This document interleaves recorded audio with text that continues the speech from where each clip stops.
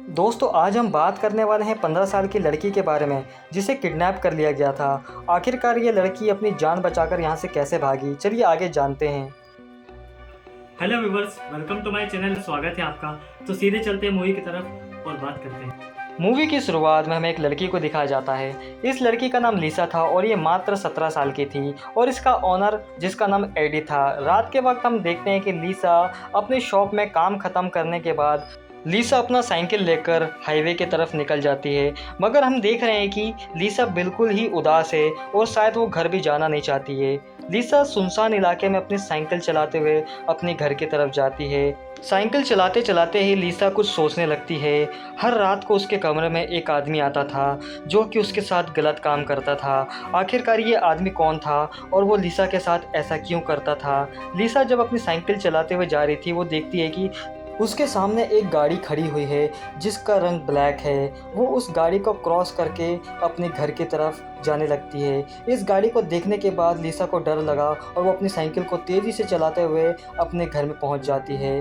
वो अपने गैलरी पे अपनी साइकिल को खड़ी करती है और उसके बाद वो अपने विंडो पे जाकर खटखटाने लगती है। कुछ देर के बाद घर का लॉक खुलता है और लिसा अपने घर में जाकर बैठ जाती है। वो ये सब बर्दाश्त कर के थक चुकी थी। वो आज सुसाइड नोट को लिखती है ताकि वो इस जीवन को समाप्त कर दे। मगर लिसा के अंदर इतनी ताकत नहीं थी कि वो खुद की जान ले सके। इसलिए लिसा ने जो सुसाइड नोट को तैयार किया था उसे वो एक लिफाफे के अंदर में रख लिया करती थी। लिसा अपनी ग्रैंड मदर के साथ में ही रहा करती जहाँ पर उसकी ग्रैंड मदर का बॉयफ्रेंड भी रहा करता था। लिसा के पास कॉल आता है और वो अपनी सिस्टर से बात करने लगती है। लिसा अपनी सिस्टर को बताती है कि वो इस घर में रहना नहीं चाहती है। लिसा की बहन उससे कहती है कि अच्छा ठीक है, मैं मॉम से कह देती हूँ। मगर ऐसा लग रहा था कि शायद लिसा की मॉम को फ़र्क ही नहीं पड़ता है। और लिसा की मॉम जब कॉल उठाती हैं वो कहती हैं कि तुम अपनी ग्रैंड मदर की वहाँ पर हेल्प करो और यहाँ पर आने का बिल्कुल सोचना भी नहीं। अगली सुबह लिसा वापस अपनी साइकिल को लेकर अपनी शॉप की तरफ जाती है। तभी उसे एक आदमी रोक लेता है जिसका नाम मॉरिस था। ये आदमी लिसा के साथ रोज़ गलत काम किया करता था और लिसा तुरंत ही अपनी साइकिल लेकर अपने शॉप पर पहुंच जाती है। लिसा अपने सभी कस्टमर का अच्छे से ख्याल रखती थी और उनके डिमांड का वो पूरा ख्याल रखा करती थी। वो सभी ग्राहकों से वो अच्छे से बात किया करती थी। सभी कस्टमर लिसा से बहुत खुश हुआ करते थे। लिसा जब रात में अपना काम ख़त्म कर देती है वो फिर से अपने घर की तरफ निकल जाती है। तभी उस शॉप का ऑनर उसके पास आता है और एक लिफाफा दे देता है। लिसा जो भी पैसे कमाती थी वो अपने ग्रैंड मदर को दे दिया करती थी क्योंकि लिसा की ग्रैंड मदर मजबूरी में मॉरिस को अपने घर में रखती थी। लिसा बहुत ही तेज़ी से साइकिल चलाकर जा रही थी। तभी वो देखती है कि एक गाड़ी उसी की तरफ आ रही है और वो आगे जाकर रुक गई है। ये वही ब्लैक कलर की गाड़ी थी जो कि उसे पिछली रात को भी दिखी थी। अचानक से लिसा के ऊपर एक आदमी हमला कर देता है और उसकी गर्दन पकड़कर उसे ज़बरदस्ती अपनी गाड़ी के अंदर में बिठा लेता है। ये आदमी उससे कहता है कि तुम अपनी आँख को तुरंत बंद कर लो, अगर तुमने मुझे देखा तो मैं तुम्हें गोली मार दूंगा। फिर इस आदमी ने लिसा की आंखों में पट्टी बांधी ताकि लिसा उसे देख ना सके और उसने लिसा को अपनी गाड़ी में बिठा लिया और उसे एक सुनसान इलाके में ले जाते हुए अपनी फ्लैट की तरफ लेके आ गया। कुछ स्टेप चढ़ने के बाद हम देखते हैं कि लिसा इस आदमी के साथ में एक फ्लैट के अंदर में आ चुकी है, जिसके बाद ये आदमी लिसा का हाथ को खोल देता है। मगर इस आदमी ने कहा था कि अगर तुमने अपनी आंखों की पट्टी हटाई तो मैं तुम्हें तुरंत गोली मार दूंगा। उसके बाद हम देखते हैं कि ये आदमी जिसका नाम बॉबी है वो अपने कपड़ों को हटाता है और उसके बाद लिसा के साथ में ज़बरदस्ती इंटीमेट होता है।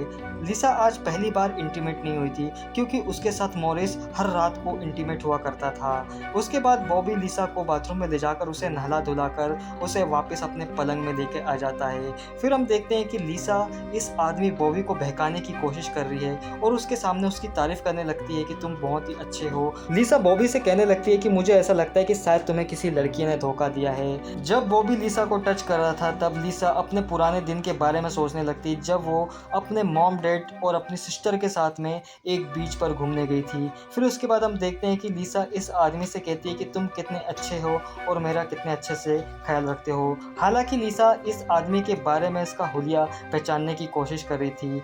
अगली सुबह हम देखते हैं कि लिसा की ग्रैंड मदर पुलिस के पास जाकर मिसिंग कंप्लेंट लिखवा देती है और पुलिस को ये कहती है कि शायद लिसा उसके बॉयफ्रेंड के साथ में भाग गई है। जब पुलिस इन्वेस्टिगेशन करने के लिए लिसा के घर में जाते हैं तब लिसा की मॉम कहती है कि शायद वो अपने बॉयफ्रेंड के साथ में भाग गई होगी। तभी लिसा की सिस्टर पुलिस ऑफिसर को रोकती है और कहती है कि मेरी बहन बहुत ही अच्छी लड़की है, शायद उसके साथ में कुछ बहुत ही बुरा हुआ है, आप लोग उसके बारे में बिल्कुल पता लगाएं और देखें कि वो ठीक है या नहीं। लिसा के साथ ये आदमी बॉबी 24 घंटे रहा करता था। लिसा यहाँ से भागने का सिर्फ मौका ढूंढ रही थी। लिसा अपनी ग्रैंड मदर के घर में जब शुरू में आई थी तब उसकी ग्रैंड मदर उसका बहुत अच्छे से ख्याल रखती थी, मगर उसके ग्रैंड मदर की कंडीशन बहुत ज़्यादा ख़राब होने के कारण मॉरिस वहाँ पर रहने लग गया था और मॉरिस उसके साथ लगातार गलत काम किया करता था। जैसे ही बॉबी लिसा के करीब आता है, लिसा उसके बारे में फिर से तारीफ करने लग जाती है। लिसा को पता था कि ये साइको है ये आदमी और उसकी जान वो कभी भी ले सकता है। लिसा सब कुछ अपनी जान बचाने के लिए कर रही थी। अगली सुबह उस शॉप में पुलिस पहुंचती है जहां पर लिसा काम किया करती थी। वहां का ऑनर पुलिस को ये बताता है कि लिसा बहुत ही अच्छी लड़की है और उसका किसी भी लड़के के साथ में कोई भी अफेयर नहीं है। मतलब कि ये था कि पुलिस को ये साफ हो चुका था कि लिसा कहीं भागी नहीं है, उसका सच में किडनैप हो चुका है और उसकी जान खतरे में है। उसे ढूंढना बहुत ही जरूरी है क्योंकि उसकी जान को भी खतरा हो सकता है। वो भी लिसा को रात के वक्त में खाना देता है और लिसा को वो चुपचाप खाना पड़ता है। लिसा को वो दिन याद आ रहा था जब वो अपने घर में रहा करती थी और उसकी सिस्टर उसका कितना ख्याल रखती थी। जाते वक्त लिसा की सिस्टर हम देखते हैं कि उसे एक अंगूठी देती है और उससे प्रॉमिस करवाती है कि तुम जहाँ भी रहोगी ठीक रहोगी। बॉबी लगातार लिसा के साथ में गलत काम कर रहा था। तभी लिसा बॉबी से कहती है कि उसे बाथरूम में जाना है और बाथरूम में जाने के बाद बॉबी वहीं पर खड़ा था। तभी लिसा उससे कहती है कि मुझे कुछ प्राइवेसी चाहिए और तुम यहाँ से चले जाओ। तभी बॉबी बाथरूम से बाहर चले जाता है। अब लिसा बहुत ही चालाक लड़की थी, वो इस बाथरूम में आकर जगह जगह पर अपना फिंगरप्रिंट छोड़ने लगती है और जो वहाँ पर शूज़ रखा हुआ था उसको देखने लगती है क्योंकि वो ऑब्जर्व कर रही थी वहाँ पे। कुछ देर के बाद शायद बॉबी को शक हो गया कि लिसा कुछ करने की कोशिश कर रही है और लिसा तुरंत ही गेट खोल देती है और कहती है बॉबी से कि मैं कुछ भी नहीं कर रही थी। बॉबी उससे कहता है कि तुम क्या करने की कोशिश कर रही थी। लिसा डर के मारे कहती है कि मैं कुछ भी नहीं कर रही थी और लिसा ने बॉबी को एक स्टोरी बनाकर सुनाई थी। उसने बॉबी को ये बताया था कि उसके एक डैड है जिसकी तबीयत खराब है और उसकी देखभाल करने वाला और कोई नहीं है। लिसा को जैसे ही मौका मिलता है वो वहाँ पर रखे हुए टेलीफोन पे से कॉल लगाने लगती है। तभी उसको बॉबी पकड़ लेता है। बॉबी उससे कहता है कि तुम पुलिस को फ़ोन लगा रही थी, मगर लिसा बॉबी से कहती है कि मैं अपने डैड को कॉल लगाने की कोशिश कर रही थी और तुम टेंशन बिल्कुल मत लो, मैं पुलिस से कोई भी कांटेक्ट करने वाली नहीं हूँ। लिसा लगातार ये कोशिश कर रही थी कि वो बॉबी का दिल को जीत सके क्योंकि अगर बॉबी को गुस्सा आ गया तो वो उसे कभी भी गोली मार सकता था। तो वो बॉबी को पूरा भरोसा दिलाने में लगी थी कि उसने कोई भी कॉल पुलिस को नहीं लगाया है। हालांकि बॉबी उसकी बातों पर शुरू में यकीन नहीं कर रहा था। वो बॉबी को धीरे धीरे बहकाने की कोशिश कर रही थी और अपनी चंगुल में लेना चाह रही थी ताकि बॉबी उसकी बातों का भरोसा करे और उसको जान से ना मारे। लिसा को एक बात याद आती है जो कि उसकी बहन ने उससे कहा था कि कैसी भी सिचुएशन हो तुम कभी भी गिव अप मत करना और कभी भी हार मत मानना। अब हम देखते हैं कि लिसा के पास जैसे ही बॉबी आता है, हम देखते हैं कि वो बॉबी से कहती है कि अगर तुम मुझे यहाँ से जाने दोगे तो मैं खुद ब खुद तुम्हारी गर्लफ्रेंड बन जाऊंगी क्योंकि तुम बहुत ही अच्छे आदमी हो। तभी हम देखते हैं कि टीवी में एक न्यूज़ चल रही थी कि फ्लोरिडा में एक किडनैपर जो कि साइको है उसने कई सारी लड़कियों को जान से मार दिया है। बॉबी को अब लगने लगता है कि यही सही समय है कि वो लिसा को छोड़ दे। पुलिस इन छोटे मोटे केस में नहीं पड़ेगी और वो बड़े किलर के बारे में और उसका पता लगाने में लग जाएगी। और वो लिसा को अपनी गाड़ी में बिठाता है और वापस एक सुनसान इलाके की तरफ लेके जाता है।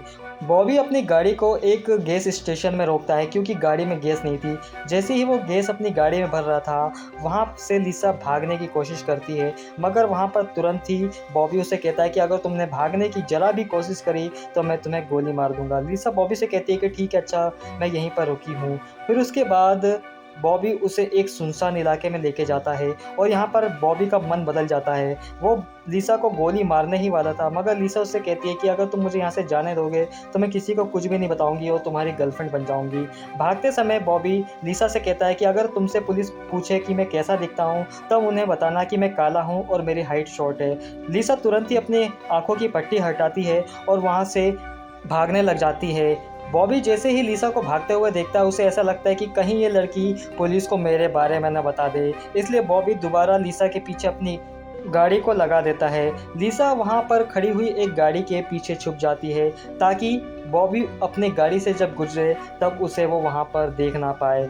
चारों तरफ बॉबी लिसा को देखता है मगर लिसा उसे कहीं भी नहीं दिखती है, तो बॉबी समझ गया था कि लिसा अब उसके हाथ से निकल चुकी है।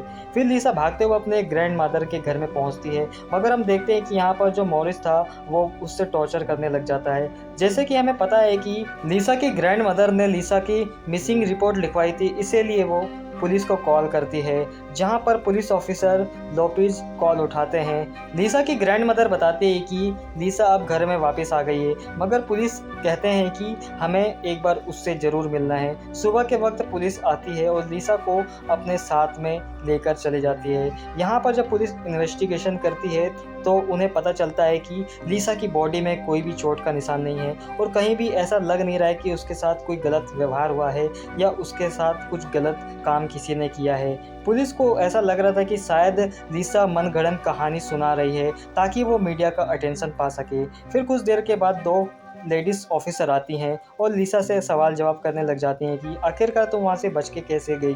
लिसा बताती है कि मेरे हाथ पाँव खुले हुए थे। तब पुलिस ऑफिसर उससे कहती है कि अगर तुम्हारे हाथ पैर खुले हुए थे तो तुम वहाँ से भाग क्यों नहीं गए। लिसा कहती है कि वो आदमी साइको था और मुझे गोली मारने की धमकी देता था। इन पुलिस ऑफिसर को बिल्कुल भी बिलीव नहीं था कि लिसा के साथ कुछ गलत हुआ। पुलिस स्टेशन के अंदर में एक मीटिंग चल रही थी क्योंकि शहर में एक बहुत ही बड़ा क्रिमिनल घूम रहा था जिसने अभी तक 6 महीने के अंदर कई सारे लोगों की जान ले ली थी। जो लेडीज़ ऑफिसर लिसा से तहकीकात करके उसे सवाल जवाब कर रहे थे वो एक डिटेक्टिव को बताते हैं कि हमने लिसा के बारे में पता किया मगर हमें उसकी बात पर बिल्कुल भी भरोसा नहीं है। ये डिटेक्टिव जब लिसा के पास से पहुंचता है वो उससे कहता है कि मेरी एक बेटी है और मैं तुम्हारी सभी बातों में भरोसा करता हूं, तुम मुझे बताओ कि तुम्हारे साथ में क्या हुआ है। फिर लिसा अपनी डिटेल में पूरी स्टोरी सुनाने लगती है। जब वो रेस्टोरेंट से काम ख़त्म करके अपनी साइकिल से अपने घर की तरफ जा रही थी तब बीच में एक काली कलर की गाड़ी आती है जिसकी सीटें काली थी। उसमें एक आदमी बैठा हुआ था जिसके हाथों में एक गन था। वो ये सभी स्टोरी डिटेल में उस डिटेक्टिव को बताने लगती है। तब वो बाकी पुलिस ऑफिसर से कहता है कि मुझे इस लड़की के बातों में भरोसा है और शायद ये लड़की बिल्कुल सही कह रही है। उसके बाद लिसा अपनी सिस्टर को कॉल करती है और उसके साथ में जो भी कुछ हुआ उसके बारे में वो अपनी सिस्टर को बताती है। लिसा की सिस्टर ये सभी बातें अपनी मॉम को बताती है मगर देखने में तो ऐसा लग रहा था कि लिसा की मॉम को इन सब बातों से कोई मतलब नहीं है। डिटेक्टिव एक बार फिर से लिसा की ग्रैंड मदर के घर में कॉल करता है जहां पर मॉरिस कॉल उठाता है। मॉरिस को जब पुलिस ऑफिसर ये बातें बताता है तब मॉरिस कहता है कि उसे ऐसा नहीं लगता है कि लिसा ये सब कुछ सच बोल रही है। जो भी इन्फॉर्मेशन लिसा ने दी थी उसके हिसाब से वहाँ पर एक स्केच आर्टिस्ट को बुलाया गया था। पुलिस लिसा की मदद से बॉबी का स्केच तैयार करने की कोशिश कर रही थी। तभी हम देखते हैं कि लिसा के पास में डिटेक्टिव आता है और उससे कहता है कि तुम यहाँ से चलो, मैं तुम्हें अपने साथ में लेके जाना चाहता हूँ। लिसा ने अपनी स्टोरी में ये भी बताया कि वो जब अपनी ग्रैंड मदर के पास रहती थी तब वहाँ एक मॉरिस नाम का आदमी जो कि उसकी ग्रैंड मदर का बॉयफ्रेंड था, उसने भी उसके साथ कई बार गलत काम किया है। फिर वहाँ से पुलिस ने उस मॉरिस को भी अरेस्ट कर लिया। लिसा का जो भी सामान उसकी ग्रैंड मदर के घर में रखा था उन सभी सामानों के साथ लिसा को वो डिटेक्टिव ऑफिसर अपने साथ में लेके जा रहा था। लिसा की ग्रैंड मदर से लिसा कहती है कि आखिरकार आपने मुझे क्यों नहीं बचाया। लिसा की बात का उसकी ग्रैंड मदर कुछ भी जवाब नहीं देती है। उसके बाद पुलिस ऑफिसर डिटेक्टिव अपने साथ में लिसा को लेके आता है। वो किसी घर में लिसा को रखने वाला था जहाँ पर उसका अच्छे से ख्याल रखने के लिए वहाँ पर एक लेडी मौजूद थी। पुलिस इन्वेस्टिगेशन में जुट गई थी और बारीकी से इस केस की जांच कर रही थी। वो उस शख्स को किसी भी हालत में पकड़ना चाहते थे जिसने लिसा को किडनैप किया था और उसके साथ में गलत काम किया गया था। लिसा जब अपने घर में सो रही थी तब उसे घर के बाहर से एक गाड़ी की आवाज़ आ रही थी और वो जैसे ही विंडो में झांक कर देखती है उसे एक आदमी उसके घर की तरफ आता हुआ दिखता है। ये वही आदमी बॉबी था जिसने लिसा का किडनैप किया था और उसके साथ गलत काम किया था, मगर लिसा शायद सपने में ये सब कुछ देख रही थी। अगली सुबह पुलिस स्टेशन में डिटेक्टिव लिसा से इन्वेस्टिगेशन करते हुए कुछ सवाल जवाब पूछने लग जाते हैं ताकि बारीक से बारीक इन्फॉर्मेशन उस किलर को पकड़ने में उनकी मदद कर सकती है। उसके बाद वो लिसा को अपने साथ में लेके जाता है। आज लिसा को वो डिटेक्टिव अपनी बेटी से मिलवाता है जो कि उम्र में उससे बड़ी थी और उसकी डॉटर कहती है कि गाड़ी को मैं ड्राइव करूंगी। तब पुलिस ऑफिसर कहता है कि मैं पुलिस वाला हूँ तो तुम इसका फ़ायदा मत उठाना और गाड़ी को बिल्कुल ही स्लो चलाना। फिर उसके बाद ये चारों लोग एक रेस्टोरेंट में आते हैं और वहाँ पर रात का डिनर करते हैं। ये पुलिस ऑफिसर लिसा का मदद कर रहा था और उसे धीरे धीरे उन सब हादसों को भुलाने की कोशिश कर रहा था। लिसा ने जो भी इन्फॉर्मेशन दी थी उसकी मदद से स्केच रेडी हो गया था। पुलिस बॉबी का स्केच बनाने में कामयाब हो गई थी। लिसा डिटेक्टिव को अपने साथ में लेकर जाती है और उस जगह पर पहुंचती है जहां से उसे किडनैप किया गया था और आखिरकार वो रिहर्सल करने के लिए डिटेक्टिव की गाड़ी में वैसे ही लेट जाती है जैसे कि उसे बॉबी अपनी गाड़ी में लेके गया था। फिर जैसे ही गाड़ी रुकती है वो भागते हुए उसी पेड़ के पास आती है जहां पर बॉबी उसे छोड़कर वहां से भाग गया था।